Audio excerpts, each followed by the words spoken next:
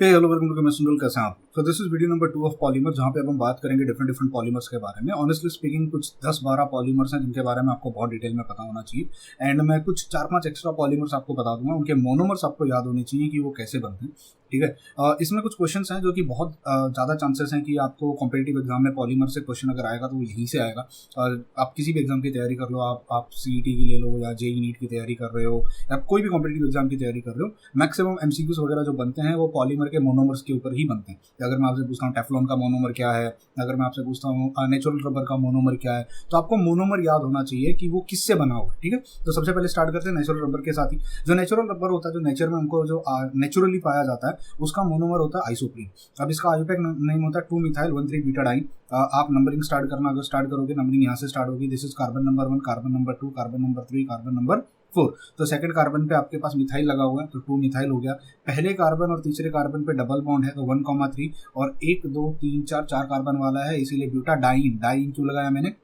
क्योंकि यहाँ पे डबल बॉन्ड 2 बार आया हुआ है, ठीक है। तो ये स्ट्रक्चर आपको याद रखना है, carbon double bond carbon single bond carbon. इसको बहुत बार अगर आप किताबों में देखोगे तो इस तरीके से ड्रॉ किया जाता है। ये इसको आइसोप्रीन कहते हैं। इस मॉलिक्यूल का पेट नेम आइसोप्रीन होता है। यहाँ से ये देखो, ये कार्बन होगा, यहाँ कार्बन होगा, यहाँ कार्बन होगा, यहाँ कार्बन होगा, यहाँ कार्बन होगा। तो कार्बन कार्बन के बीच में डबल बॉन्ड, ये 2 कार्बन के बीच में डबल बॉन्ड, दूसरे कार्बन पे एक CH3 ग्रुप यहाँ पे आ रहा है, ये वाला single bond and then double bond, ठीक है। इतना याद रखना। अब बेसिकली क्या होता है, अगर आपने मेरा प्रीवियस वीडियो देखा होगा तो मैंने प्रीवियस वीडियो में आपको ये सिखाया था कि किस तरीके से रेडिकल फॉर्मेशन होता है। और रेडिकल फॉर्मेशन में अगर आपने देखा होगा तो मैंने ये मॉलिक्यूल यहाँ लिया था, ये बेसिकली एक तरीके से आइसोप्रीन ही हो गया, जिसको मैंने ऑलरेडी आपको समझा दिया। तो इसमें मुझे बताओ रेडिकल फॉर्मेशन कैसे होगा? भाई बड़ा सिंपल सा है। ये यहाँ से बॉन्ड टूटेगा, ये इलेक्ट्रॉन अपने पास लेगा, ये वाला इलेक्ट्रॉन अपने पास लेगा, यहाँ से ये इलेक्ट्रॉन अपने पास लेगा, ये वाला इलेक्ट्रॉन अपने पास लेगा, ये दोनों रेडिकल ये चारों रेडिकल बन जाएंगे, लेकिन ये दोनों आपस में डबल बॉन्ड बना लेंगे। तो ये दोनों डबल बॉन्ड बना के एक रेडिकल यहाँ फॉर्म हो जाएगा, एक रेडिकल यहाँ फॉर्म हो जाएगा। तो देखो सांप के 2 मुंह निकल गए, वो यहाँ से फैलेगा, ये यहाँ से फैलेगा, अगला मॉलिक्यूल जो होगा वो इसके साथ बॉन्ड बनाएगा, और ऐसे करते करते ये पूरा मॉलिक्यूल अब आगे चेन बना के चलता रहेगा। ये साइड से भी आगे बढ़ेगा और वो साइड से भी आगे बढ़ेगा। तो अगर कोई तुमसे पूछे किस टाइप का पॉलीमर है, तो एक तरीके से आप इसे होमोपॉलीमर कह सकते हो।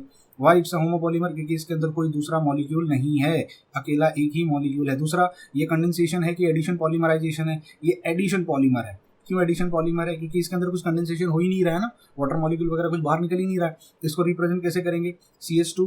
अब ये CH2 यहाँ डबल बॉन्ड शिफ्ट हो जाएगा, क्योंकि देखो ये बॉन्ड यहाँ शिफ्ट होगा, ये बॉन्ड यहाँ शिफ्ट होगा, ठीक है। और ये n टाइम्स मैंने यहाँ पे लिख दिया। अब नेचुरल रबर का मोनोमर जो होता है, इसके बारे में डिटेल लिख दी है। इसका जो मॉलिक्यूलर मास होगा वो 130 एटॉमिक मास यूनिट से 3000। अब आप लोगों ने बहुत बार पढ़ा होगा, मुझे बताओ सोडियम का एटॉमिक मास कितना होता है? सर सोडियम का एटॉमिक मास तो 23 AMU होता है। AMU, जिसको एटॉमिक मास यूनिट, इसको 23U भी लिखते हैं। What is 23U? यूनिफाइड मास। तो एक सोडियम का मास 23 यूनिट होता है, यूनिफाइड मास होता है। पर जब ये पॉलीमर बनेगा, हमें नहीं पता कितने मॉलिक्यूल्स, ये एक मॉलिक्यूल है, ऐसे हजारों लाखों करोड़ों मॉलिक्यूल लग सकते हैं। तो ये देखा गया है कि जो नेचुरल रबर होता है तो उसमें कुछ गारंटी नहीं होती है कि कितने मॉलिक्यूल्स एक लंबे धागे में जुड़ेंगे, ठीक है। बट अप्रोक्सीमेटली ऐसा माना जाता है 1,30,000 यूनिफाइड मास से 3,40,000 यूनिफाइड मास तक हो सकता है, विच इज अप्रोक्सीमेटली 2,000 से 5,000 मोनोमर एक साथ जुड़ते हैं, वो एक धागा बनाते हैं। अप्रोक्सीमेटली ये मेजर, मतलब काफी बड़ा मॉलिक्यूल होता है, काफी हैवी मॉलिक्यूल होता है, ये पॉलीमर होता है। अब प्रॉपर्टीज क्या है? देखो, ये molecule has configuration of carbon double bond carbon है। It consist of various chain held together by weak van der Waals forces and coiled structure. अब सिंस इसके अंदर डबल बॉन्ड है, ये स्ट्रक्चर में इस तरीके से धागे की तरह होता है, वैन डर वाल्स फोर्सेस से एक दूसरे के साथ चिपका रहता है। It can be stretched like a spring and exhibit elastic property. Elastomer की तरह काम करता है, इलास्टिक प्रॉपर्टीज ये बिहेव करता है। अब ये पॉलीमराइजेशन करते कैसे? मैंने आपसे कहा था पॉलीमराइजेशन अपने आप होता नहीं है, यू नीड सम कैटलिस्ट ना। यहाँ पे कुछ तो ये डबल बॉन्ड, ये रेडिकल बनाएगा कैसे? तो यहाँ पे हम जिगलर नाटा कैटलिस्ट को यूज करते हैं। जिगलर नाटा कैटलिस्ट यहाँ पे काम आता है, ये यूज करते हैं और इससे हम ये बनाते हैं। तो बस इतना याद रखना रबर के लिए, नेचुरल रबर के लिए। बोर्ड के पॉइंट ऑफ व्यू से भी मैं आपको बता रहा हूँ, अगर आप बोर्ड्स की तैयारी कर रहे हो तो ये मोनोमर याद होना चाहिए। और एंट्रेंस में भी monomer, nobody is going to ask you all this बकवास, ठीक है। कोई आपसे नहीं पूछेगा, आपको सिर्फ मोनोमर याद रहना चाहिए। आते हैं अगला। अब ये जो आपने मोनोमर बनाया है ना, ये जो रबर बनेगा, ये रबर थोड़ा सॉफ्ट होता है। मैंने कहा ना, इलास्टिक प्रॉपर्टीज होती है।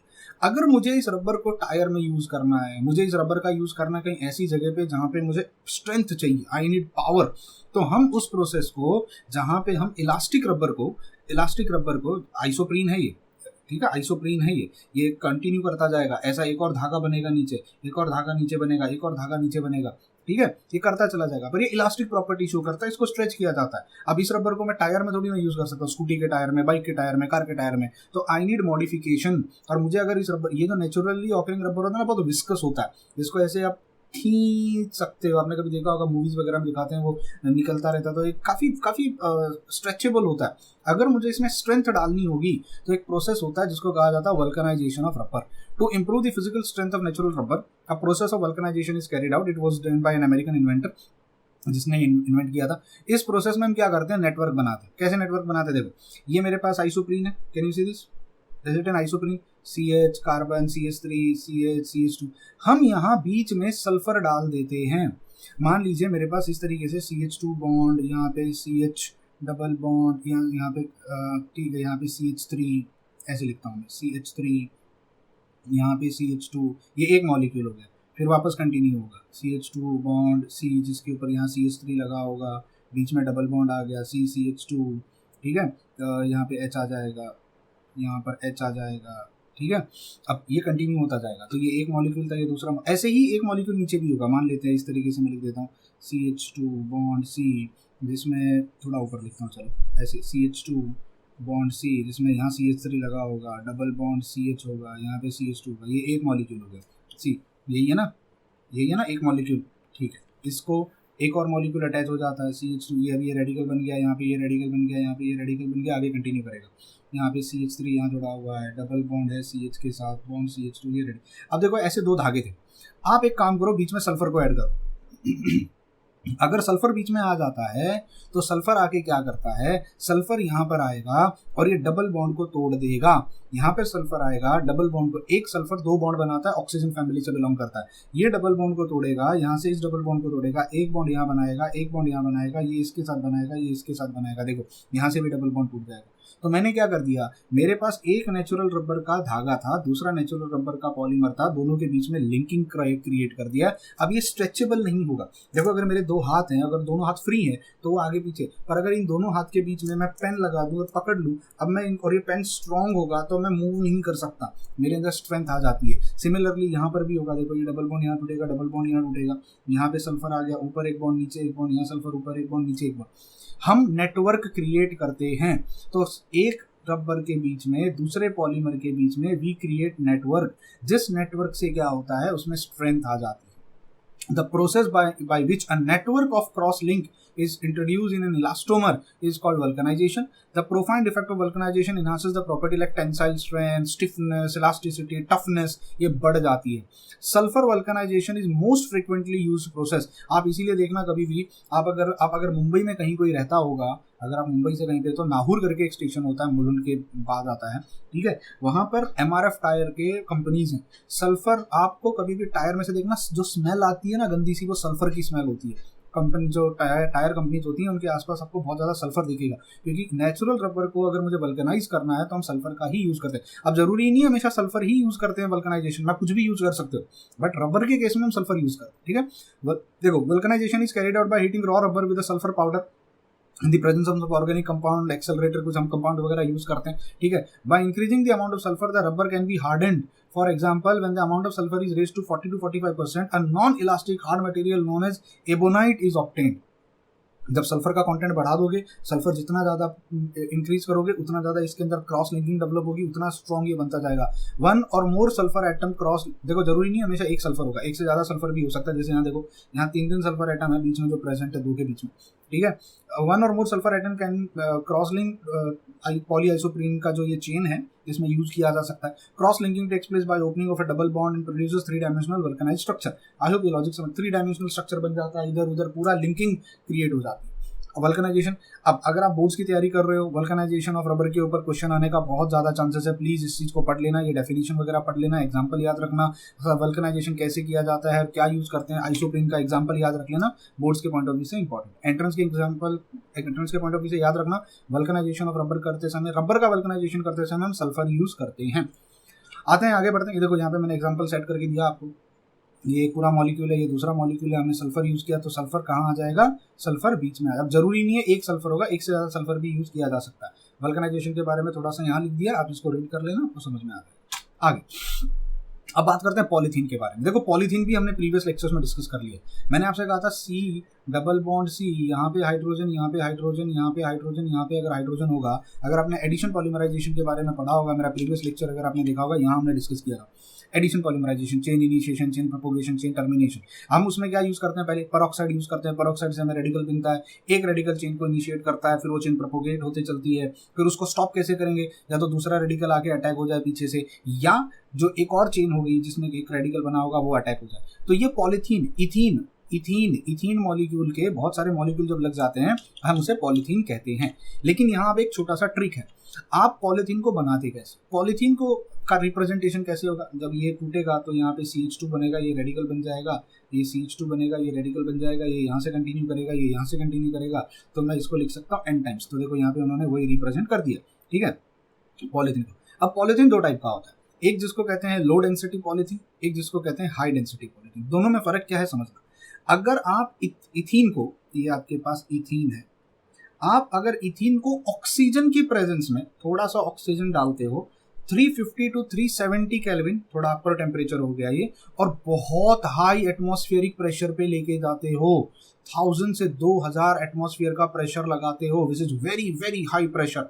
अगर इस हाई प्रेशर पे लेके जाते हो तो हमें लो डेंसिटी पॉलीमर मिलता है, ये याद रखना। अब लो डेंसिटी पॉलीमर क्या होता है थोड़ी देर में बताता हूँ, लेकिन वहीं पे अगर इस प्रोसेस को सेम अप्रोक्सीमेटली सेम टेम्परेचर पे करते हो, थोड़ा सा टेम्परेचर थोड़ा सा कम होता है, लेकिन प्रेशर बहुत ट्रिमेंडसली कम, बहुत लो प्रेशर पे करते हो, but in the presence of Ziegler Natta catalyst. What is Ziegler Natta catalyst, पीछे भी आया था, एल्यूमिनियम इथाइल, ये जो है ना, ये एल्यूमिनियम के साथ ये C2H5 3 बार लगा हुआ है, और टिटेनियम क्लोराइड, टिटेनियम के साथ क्लोराइड लगा हुआ है, इसको हम जिग्लर-नाटा कैटलिस्ट कहते हैं। यहाँ पे आपके पास एल्यूमिनियम है, व्हाट इज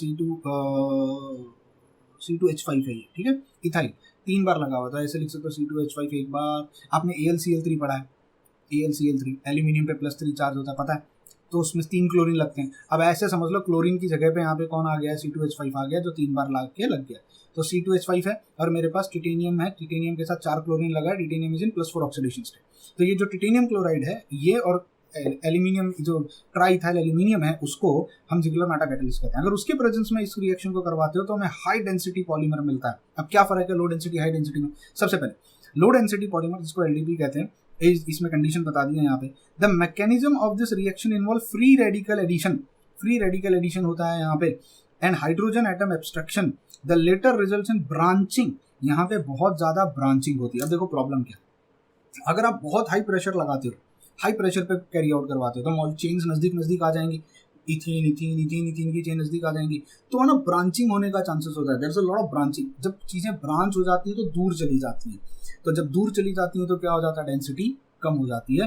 द लेटर, यहाँ पे मैं इसको हाईलाइट कर देता हूँ स्टेटमेंट को, ये याद रखना, the latter in result in branching, as a result the chains are loosely held and the polymer has low density. Logic समझ में आया? क्या प्रॉपर्टीज होती हैं लो डेंसिटी पॉलीमर की? Films are extremely flexible but tough, chemically inert and moisture resistance होती हैं, extremely flexible होती हैं, टफ होती हैं।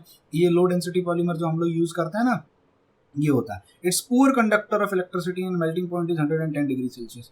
कहाँ यूज करते हैं? Is mainly use in preparation of pipes of agriculture, irrigation. हम डे टू डे लाइफ में आपने देखा होगा, जो ये पाइप्स वगैरह यूज करते हैं, ये जो बॉटल्स वगैरह हम बनाते हैं, ये सब लो डेंसिटी पॉलीमर होता है, ठीक है। Pipes of agriculture, irrigation, domestic water का कनेक्शन, इन सबमरीन केबल इंसुलेशन, ये सब हाउस होल्ड्स में आप स्क्वीज बॉटल देखोगे, ये सब में लो डेंसिटी पॉलीमर यूज किया जाता है। क्लियर, समझ में आया? अब हाई डेंसिटी पॉलीमर में क्या होता है? अच्छा, एक चीज यहाँ पे याद रखना एंट्रेंस के पॉइंट ऑफ व्यू से, लो डेंसिटी पॉलीमर में मैकेनिज्म क्या है? फ्री रेडिकल मैकेनिज्म है। फ्री रेडिकल मतलब वो रेडिकल बनता है ना, ये फ्री रेडिकल मैकेनिज्म होता है, और ब्रांचिंग होती है, लूजली हेल्डेड होती है। ये 3 वर्ड्स हैं, इंपॉर्टेंट है, मैंने यहाँ लिख दिए। What is high density polymer?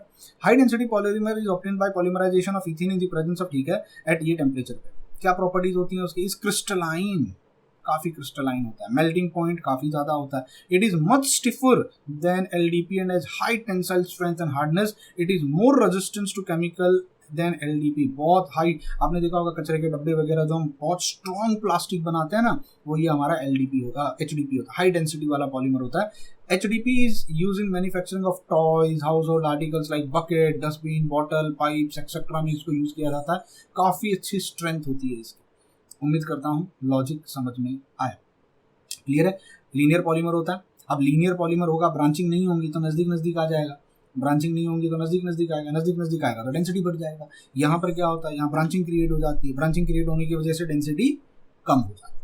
Clear है? इतना याद रखना पॉलीथीन के बारे में। अब आते हैं टेफ्लॉन के बारे में ना। टेफ्लॉन का आप लोगों ने कई बार मटे पैन वगैरह हम यूज करते हैं, है ना, प्रेशर कुकर वगैरह यूज करते हैं। टेफ्लॉन की कोटिंग नहीं जानी चाहिए, मच्छी बनाते समय वो चिपकना नहीं चाहिए। तो टेफ्लॉन और इथिलीन में क्या फर्क है? पॉलीथीन में कुछ नहीं फर्क है। टेफ्लॉन और पॉलीथीन में फर्क इतना है, टेफ्लॉन में आपके कार्बन डबल बॉन्ड कार्बन पे या फ्लोरीन लगा होता है, और अगर आप इथीन को देखें पॉलीथीन में सिर्फ हाइड्रोजन लगा होता है। सिर्फ इतना सा फर्क है। पॉलीथीन में और टेफ्लॉन में क्या फर्क है? Fluorine is an inert material, इसकी वजह से प्रॉपर्टीज बदल जाती है। तो केमिकली टेफ्लॉन इज पॉलीटेट्राफ्लोरोइथिलीन, ठीक है, टेट्राफ्लोरो, ये देखो टेट्राफ्लोरोइथेन है। अब ये बहुत बार जब बनेगा तो उसको हम क्या कहेंगे? पॉलीटेट्राफ्लोरोइथिलीन। लॉजिक समझ में आया? अब सेम मैकेनिज्म होगा, ये बॉन्ड यहाँ पे टूटेगा, ये बॉन्ड यहाँ पे टूटेगा, ये रेडिकल बनेगा, ये रेडिकल बनेगा और देन ये कंटिन्यू हो जाएगा। The monomer used in the preparation of Teflon is tetrafluoroethylene which is gas at room temperature पे वो गैस होता है।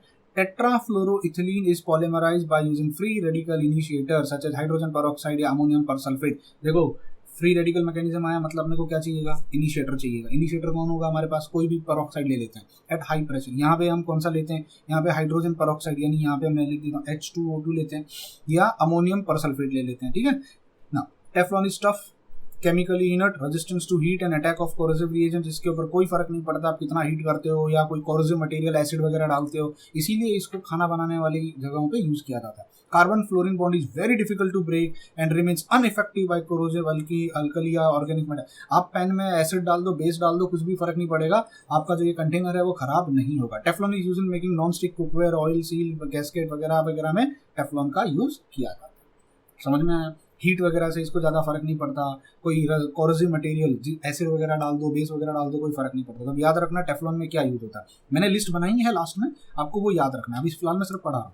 अब आता है पॉलीएक्रिलोनाइट्राइल, ठीक है, जिसको हम पैन कहते हैं। पॉलीएक्रिलोनाइट्राइल याद रखना, पैन कहते हैं। Polyacrylonitrile is prepared by addition of polymerisation of acrylonitrile using peroxide. अब ये भी देखो, ये भी क्या होगा यहाँ बता देना, ये क्या होगा? पहली बात होमोपॉलीमर होगा, पॉलीमर होगा। दूसरी बात ये क्या होगा? फ्री रेडिकल बनेगा तो एडिशन पॉलीमर हो जाएगा, एडिशन पॉलीमराइजेशन हो जाएगा। अब इसमें देखो क्या फर्क है पैन में, टेफ्लॉन में और पॉलीथीन में? कुछ नहीं, यहाँ हाइड्रोजन, तीसरे हाइड्रोजन की जगह साइनाइड लगा हुआ, बस दैट्स इट, और कुछ नहीं है। पॉलीथीन में क्या था? चारों जगह हाइड्रोजन था। टेफ्लॉन में क्या था? चारों जगह फ्लोरीन था। पेन में क्या है? पॉलीएक्रिलोनाइट्राइल, ये नाइट्राइल ग्रुप होता है, ठीक है, ये नाइट्राइल, इसलिए इसको क्या कहते हैं? एक्रिलोनाइट्राइल। एक्रिलोनाइट्राइल में साइनाइड ग्रुप आ जाता है, कार्बन ट्रिपल बॉन्ड नाइट्रोजन। बस ये मैकेनिज्म सेम होगा, ये रेडिकल बनेगा, ये रेडिकल बनेगा, ये देखो ये रेडिकल, साइनाइड का ब्रांच निकला रहेगा नीचे, ये कंटिन्यू हो जाएगा। Polyacrylonitrile resembles wool and is used as wool substitute and for making Orlon और ये देखो ये जो कपड़े वपड़े आप पहनते हैं ना, वो पॉलीएक्रिलोनाइट्राइल के होते हैं, वुल जैसा रिसेंबल करता है, ये बहुत सॉफ्ट होता है, बड़ा प्यारा होता है। तो आजकल आपने देखा होगा बहुत सारे आर्टिफिशियल वो तकिए वगैरह आ गए, उसके कवर आ गए, उसके ऊपर वो वैसा लगता है जैसे वुल लगाया हुआ है, वो सब ये पॉलीमर का ही बना होता है, ठीक है। आगे अब आते हैं हम पॉलीअमाइड पॉलीमर्स में। अब पॉलीअमाइड पॉलीमर्स मतलब वो पॉलीमर जिनमें अमाइड ग्रुप प्रेजेंट हो, अमाइड लिंकेज होगा। What is amide linkage? Carbon double bond oxygen के साथ अगर NH2 ग्रुप लग जाता है, इस ग्रुप को हम अमाइड कहते हैं। समझ में आया? क्या कहते हैं इसको? अमाइड। तो polyamide polymers are generally known as nylons, इनको हम नाइलॉन्स कहते हैं। जिनमें अमाइड लिंकेज होगी उसको हम नाइलॉन कहते हैं। सबसे पहले हमारे पास यहाँ दो तरीके के नाइलॉन है, एक नाइलॉन 66, दूसरा नाइलॉन 6। अब इसके पीछे मैं एक कहानी बता देता हूँ। ये जो वर्ड है ना, नाई और LON, ये ऐसे लिखा जाता है। NY को मैं ऐसे लिखता हूँ, नाइलॉन। NY का मतलब होता है न्यूयॉर्क और LON का मतलब होता है लंदन। ये मटेरियल न्यूयॉर्क और लंदन में एक साथ प्रोड्यूस हुआ था। नाउ सिंस दोनों सिटीज में एक साथ इसको रिसर्च करके बनाया गया था, तो दोनों के कोड नेम पे इसको रखा गया है NYLON, नाइलॉन। क्लियर है यहाँ तक? अच्छा, अब इसमें करते क्या है? सबसे पहले हम नाइलॉन 66 के बारे में थोड़ा डिटेल में पढ़ लेते हैं। नाइलॉन 66 में आप क्या लेते हैं? NY नाइलॉन 66, देखो हम इसमें एडिपिक एसिड लेते हैं। What is adipic acid? OH C double bond O, CH2 CH2 CH2 CH2, 4 बार CH2 ग्रुप बीच में C डबल बॉन्ड OH, यानी दोनों तरफ COOH लगा है, दोनों तरफ COOH लगा है और बीच में हमारे पास CH2 CH2, हमारे पास कितने बार है ये 4 बार प्रेजेंट। दूसरा हम लेते हैं हेक्सा इथिलीन डाइअमाइन, मतलब ये क्या हो गया 6 बार CH2 होगा, ये साइड में NH2 होगा, ये साइड में NH2 होगा, मतलब दोनों में फर्क क्या है यहाँ भी, इसको मैं ऐसे लिख सकता हूँ एडिपिक एसिड को CH2 कितने बार 4 बार, यहाँ पे C डबल बॉन्ड OH, ठीक है, और इसको मैं कैसे लिख सकता हूँ C डबल बॉन्ड OH, ये आपका हो गया adipic acid. And then hexamethylene, methylene कितने बार है 6 बार है हेक्सा, तो आप लिख सकते हो CH2 6 बार, डाइअमाइन यहाँ पर NH2 और यहाँ पर है। अब मुझे एक बात बताओ, दोनों मॉलिक्यूल्स में कार्बन कितने बार है, यहाँ पे कार्बन 6 बार है, CH2 है तो 6 ही कार्बन होंगे, और यहाँ पर अगर आप देखो, यहाँ पर देखो 4 कार्बन है CH2 के, एक कार्बन ये वाला है, एक कार्बन ये वाला है, यानी दोनों मॉलिक्यूल में 6 कार्बन वाले 6 कार्बन है, इसीलिए इसको कहा जाता है नाइलॉन 6,6। ये 6,6 क्यों आया, क्योंकि दोनों में क्या क्या प्रेजेंट है, दोनों में 6 कार्बन प्रेजेंट। अब बेसिकली यहाँ पे होता है क्या, सपोज करो ये मॉलिक्यूल और ये मॉलिक्यूल आमने सामने आ जाए, अब देखो इसके पास एसिडिक ग्रुप है, इसके बाद बेसिक ग्रुप है, सबसे पहले क्या होगा यहाँ से आपका H+ बाहर निकलेगा और वो H+ बाहर निकल के इसके पास चला जाएगा और ये बन जाएगा NH3 पॉजिटिव और ये बन जाएगा नेगेटिव, इसको हम कहते हैं नाइलॉन का सॉल्ट, क्या कहेंगे इसको, नाइलॉन का सॉल्ट।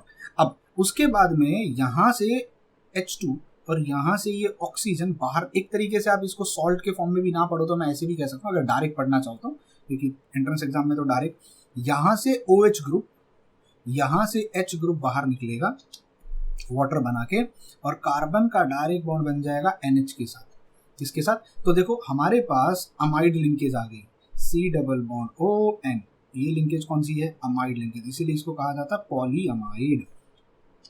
समझ में आया। अब सोचो ऐसा ही मॉलिक्यूल यहाँ होगा तो यहाँ पर भी तो NH2 है, उसके सामने देखो ये ऐसे सपोज कर लो यहाँ पे, तो ये इसका H2 और इसका OH निकल जाएगा, तो ये नाइट्रोजन का बॉन्ड कार्बन के साथ बन जाएगा, एक और अमाइड लिंकेज बन गया, ऐसे अब ये कंटिन्यू होता रहेगा। समझ में आया। तो इसको रिप्रेजेंट कैसे करेंगे हम, ये साइड में सिर्फ C डबल बॉन्ड O लिख देते हैं क्योंकि यहाँ से ये OH तो चला जाएगा, और यहाँ पर भी C डबल बॉन्ड O लिख देते हैं क्योंकि ये OH चला जाएगा, ये दो OH, यहाँ पे ये NH2 जो है ना उसका H चला जाएगा, तो मैं यहाँ NH लिखता हूँ और NH डायरेक्ट कार्बन के साथ जुड़ेगा, तो NH डायरेक्ट कार्बन के साथ, फिर CH2 6 बार हो जाएगा, CH2 6 बार, अब ये NH का भी H जाने वाला है, अगर कोई सामने मॉलिक्यूल आ जाएगा मतलब यहाँ पर भी NH रहेगा, तो पूरा मॉलिक्यूल में NH, ये वाला NH, CH2 6 बार, CH2 6 बार, NH का डायरेक्ट कार्बन के साथ लिंकेज, NH का डायरेक्ट कार्बन के साथ लिंकेज, बीच में 4 बार CH2, बीच में 4 बार CH2, C डबल बॉन्ड हो क्योंकि ये OH भी निकलने वाला है। लॉजिक समझ में आया। और अब ये n टाइम्स रिपीट होता रहे, और इसमें जो ये लिंकेज बनी है, ये कौन सी लिंकेज बन गई है, ये अमाइड लिंकेज बन गई है, इसलिए इसको क्या कहते हैं, पॉलीअमाइड पॉलीमर्स, जिसमें सबसे पहले कौन सा आ जाएगा, नाइलॉन 6,6। क्यों, क्योंकि इसमें हमने जो दो अच्छा मेरे को एक बात बता दो, ये कौन सा पॉलीमर है, को पॉलीमर है, कौन से प्रोसेस में बन रहा है, ये कंडेंसेशन से बन रहा है, कंडेंसेशन हो रहा है, समझ में आया, CONDEN,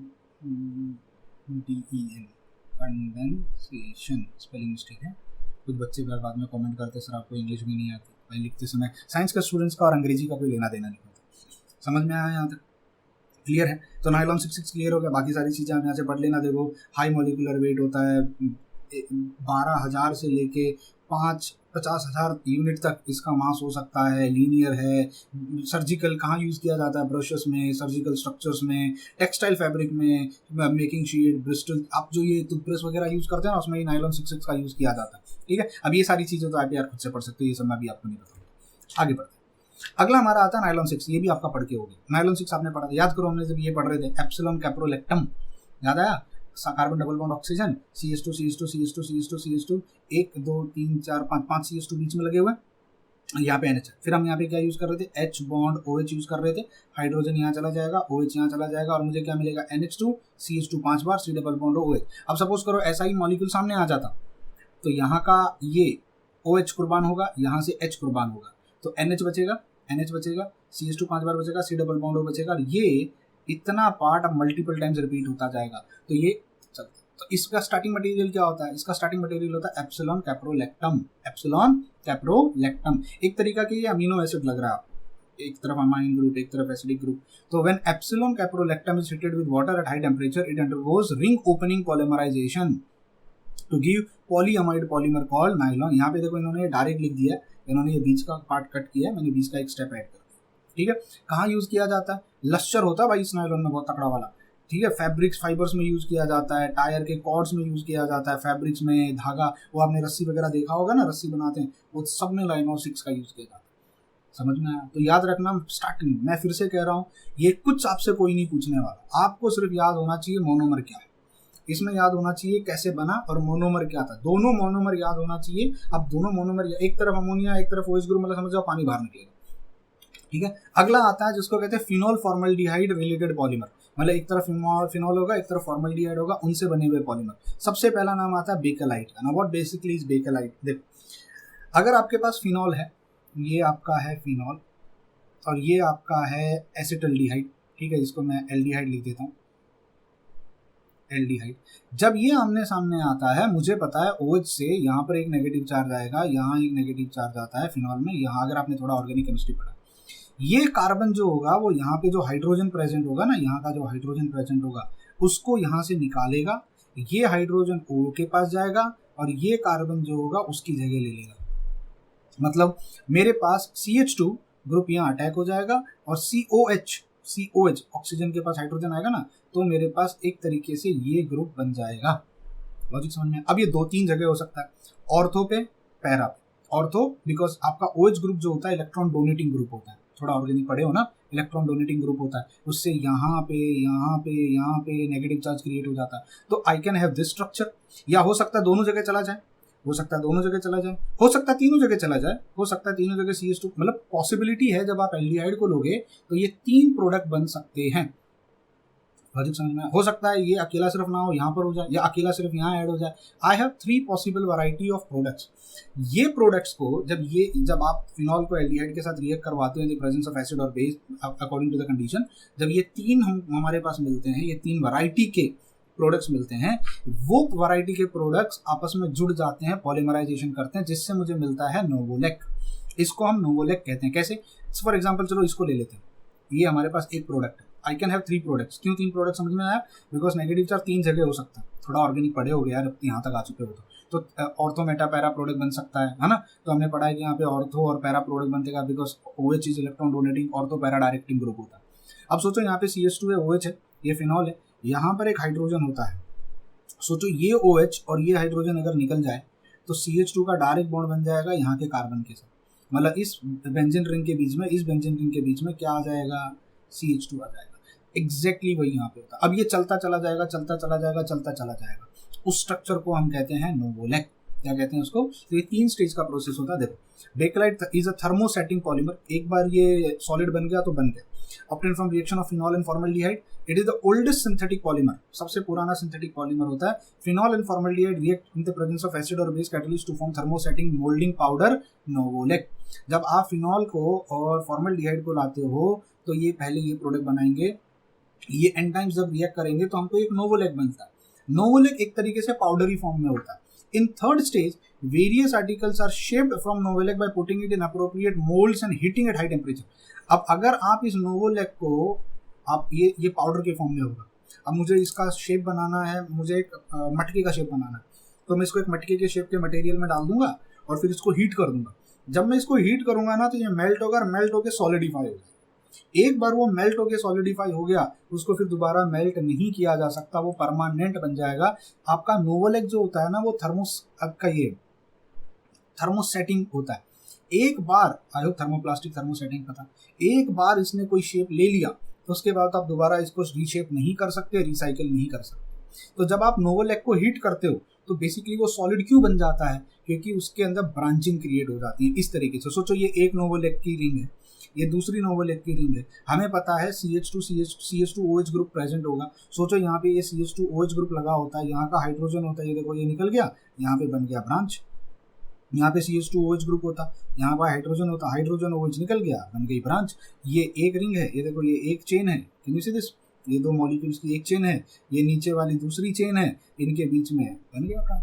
तो ब्रांचिंग बनने से क्या हो जाएगा, मैंने अभी थोड़ी देर पहले समझाया था वल्कनाइजेशन। जब ब्रांचिंग हो जाती है तो मटेरियल सॉलिडिफाई होता है, स्ट्रेंथ बढ़ जाता है, टेंसाइल स्ट्रेंथ इंक्रीज हो जाती है। सेम चीज यहाँ पे होगी, टेंसाइल स्ट्रेंथ वगैरह इसकी बढ़ जाएगी और ये मटेरियल क्या हो जाएगा, सॉलिडिफाई। बेकलाइट को यूज किया जाता है बहुत सारी जगहों पे। आप जितने भी ये स्विच बोर्ड्स देखते हो, कंघियां देखते हो, ये मोस्ट ऑफ दी आप ये मटेरियल देखोगे जो कंप्यूटर्स में लगाया जाता है, बहुत सारे मटेरियल्स में बेकलाइट का यूज किया जाता है, ठीक है। हाँ, Bakelite is use for making article like telephone, instrument, kitchenware, electrical, ये सब आप बाकी पढ़ लो आराम से बैठ के, ये पूरी थ्योरी है। मैंने mechanism, nobody is going to ask you mechanism, इतना याद रखना। आपको सिर्फ याद क्या रखना है, आपको सिर्फ याद रखना है आपका मोनोमर्स क्या कहते हैं, क्लियर है।